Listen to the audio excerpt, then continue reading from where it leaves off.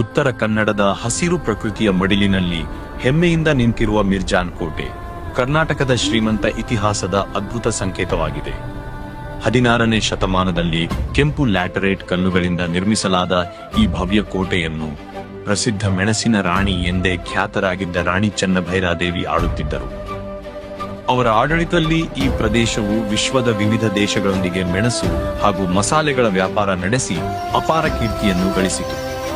ಕೋಟೆಯ ಬಲಿಷ್ಠ ಗೋಡೆಗಳು, ರಹಸ್ಯ ಮಾರ್ಗಗಳು, ಪುರಾತನ ಬಾವಿಗಳು ಮತ್ತು ವಿಶಿಷ್ಟ ವಾಸ್ತುಶಿಲ್ಪ ಇಂದಿಗೂ ಸಾಹಸ, ಸಮೃದ್ಧಿ ಹಾಗೂ ವೈಭವದ ಕಥೆಗಳನ್ನು ಸಾರುತ್ತಿವೆ.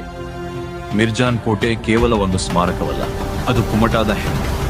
ಉತ್ತರ ಕನ್ನಡದ ವೈಭವಯುತ ಇತಿಹಾಸವನ್ನು ಜೀವಂತವಾಗಿ ಉಳಿಸಿಕೊಂಡಿರುವ ಅಮೂಲ್ಯ ಪರಂಪರೆಯಾಗಿದೆ. ಪ್ರತಿಯೊಂದು ಕಲಿಗೂ ಒಂದು ಕಥೆಯಿದೆ. ಪ್ರತಿಯೊಂದು ಗೋಡೆಯೂ ಮಿರ್ಜಾನ್ ಕೋಟೆಯ ವೈಭವವನ್ನು ಸಾರುತ್ತದೆ. ಈ ಮಣ್ಣಿನಲ್ಲಿ ಹುಟ್ಟಿದ ನಾವು